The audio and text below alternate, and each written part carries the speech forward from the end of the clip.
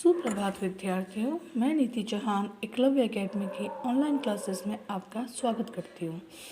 Students, हमारा जो ये चैप्टर है हिंदी के अंदर 5th क्लास का पन्नाधाय का त्याग, जो कि पाठ 15 है, इसके अंदर हमने पढ़ा था बुंदेली हर बोले के मुँह हमने सुनी कहानी थी, ये हम लोगों ने पढ़ा था।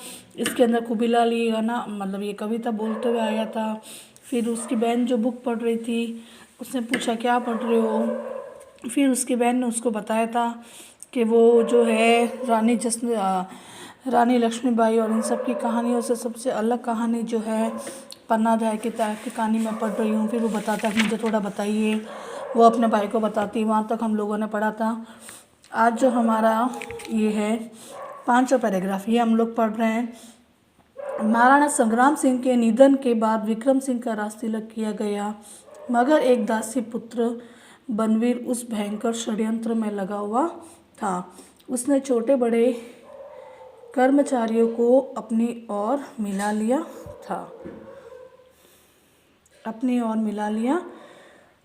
था और चित्तौड़गढ़ की राजगद्दी पर घात लगाए बैठा था। घात लगाए बैठने का मतलब क्या होता है? एक वो बिना किसी के राज तिलक किए हुए जबरदस्ती बैठना। ओके स्टूडेंट्स, खूबीलाल, थोड़ी कल्पना करो कि जहां अधिकांश कर्मचारी पथभ्रष्ट हो जाए, यानी किसी की बातों में आ जाए और अपना जो कहते हैं ना कर्तव्य का पालन ना करे, और अबोध राजकुमार, अबोध यानी जिसको ज्ञान ना हो, राजनीति की चाल से अनभिन्न हो, यानी उसको कुछ भी पता ना हो, वहाँ क्या परिणाम हुए होंगे। यानी वो राजकुमार जो था उसको तो कुछ ज्ञान नहीं था, और वो जो बनवीर जो था पूरे राज्य पे अपना वो हक जमा के बैठा था। तो सोचो उस जगह की हालत क्या होगी। खूबीलाल स्तंभ होकर सुन रहा था, यानी बड़े ही ध्यान से शांति से सुन रहा था। उसको बड़ा ही आश्चर्य हुआ था। बोला, सचमुच उसकी स्थिति कठिन हो गई होगी जीजी।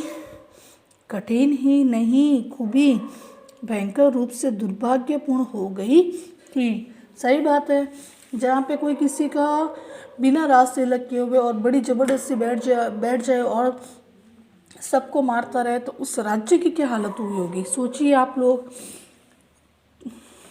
उस महादुष्ट ने एक चाल चली थी। नवरात्र में उसने सारे चित्तौड़ में नाच रंग का आयोजन कराया था। आपको पता नवरात्र के महीने में क्या होते हैं? गरबा होते हैं, डांडे होते हैं। तो उसका फ़ायदा उठाते उसने यही किया, और उसमें विशेष रूप से दोनों राजकुमारों को बुलाने की योजना बनाई। अच्छा, दोनों राजकुमार जो 2 भाई थे ना, संग्राम सिंह के पुत्र, उन्हीं को। हाँ, उसकी योजना थी कि नाच रंग में जनता को धोखे में रखकर वो दोनों की हत्या कर देगा। तब उसका मार्ग निष्कंटक हो जाएगा।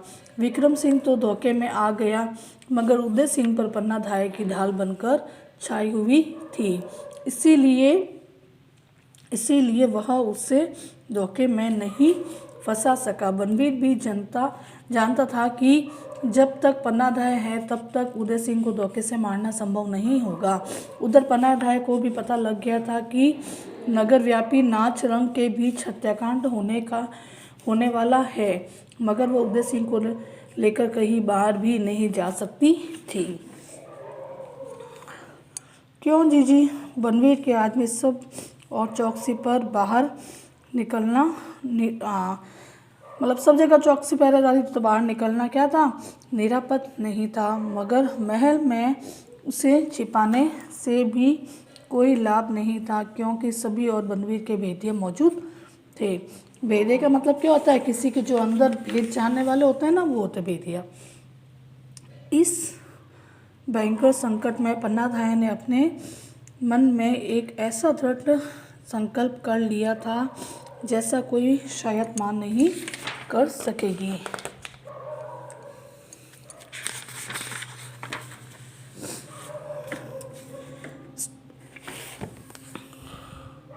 उसने उदय सिंह को नाच रंग में नहीं जाने दिया, इसलिए वह रूठ कर रसोई घर में ही सो गया था। कीरत नाम का बारी पन्नाधाय का भक्त था। वह महलों में झूठी पतले इकट्ठी करके ले जाने का काम करता था।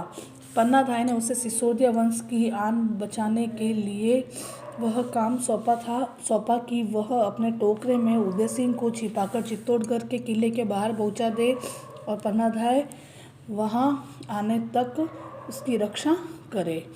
स्टूडेंट, आज हम लोग ये चैप्टर यहीं पे स्टॉप करेंगे।